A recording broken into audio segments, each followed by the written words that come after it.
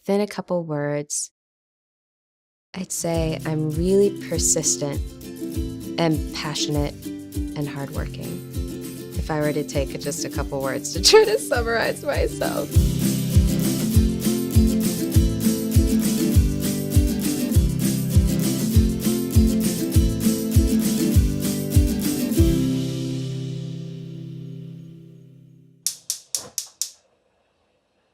My sister's older.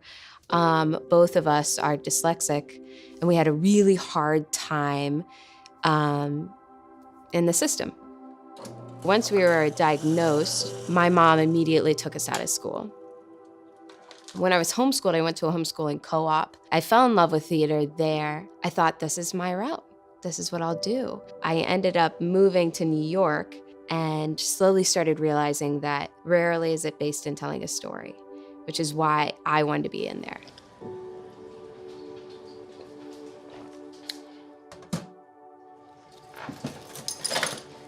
Okay, goodbye.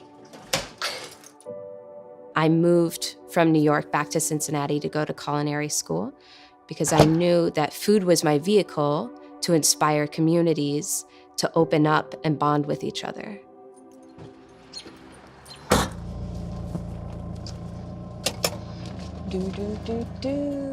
Yeah, so the grant's called Madisonville Cooks, and it's a 2-part series of cooking classes. The first one's for youth, and every day they focus on a different strength.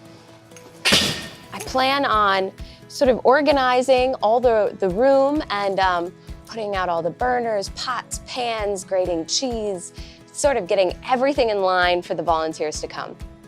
The theme we're doing today is gratitude. So every day we've got a different skill, a different strength we're teaching the students. Okay. So gratitude is today, and we're gonna start that lesson by taking them to the garden and understanding all the stuff you can grow in this fertile land. Our kids, they may have never been in a kitchen before. And I want them, and Kristen wants them to understand that you don't have to look and make this elaborate meal. You can make macaroni and cheese in a few minutes and it be done, and put whatever ingredients you want, and it can be a meal as opposed to a side dish. Hello. How are you today? Good. Good. Will you sign in? So today we're gonna walk out in the garden. Who knows what we're making today? Yeah. So on the first day, we talked about what we love, and I heard a lot of people love macaroni, so I'm happy we're making it. So we're gonna harvest items, bring it back in, and we may play around with putting some items into our mac and cheese. I wouldn't want to give someone a whole new, array of ingredients. That can be terrifying, and they may walk away. So it's this game of giving them a menu item that feels similar enough to what they're used to, and then pairing it with something that's a little unusual. Do you guys know what these are? Yeah. They're jalapenos. They had to choose a filling beyond the pasta and cheese. Could have been tomatoes or kale or jalapenos, but something other than yellow or white. The best way to harvest basil is to pinch off the very top where it would create the bud. So could everyone pinch off maybe one? A couple leaves may come with it, but that's okay. Cool, we'll throw that in the bucket too. Culinary education has been taken out of our education altogether, and now parents aren't teaching it as much. So we're really at a loss for people who know how to cook. You could put your kale or collards in here, but everyone, please pick a leaf. How do you cook the produce you're growing? How do you identify produce if it doesn't have a label? I mean, these super basic building blocks to get people into the kitchen cooking need to occur in order to rebuild this loop that we've lost. Well, this stuff looks great for mac and cheese. You guys ready to cook? So today, you guys, we're gonna be talking about gratefulness.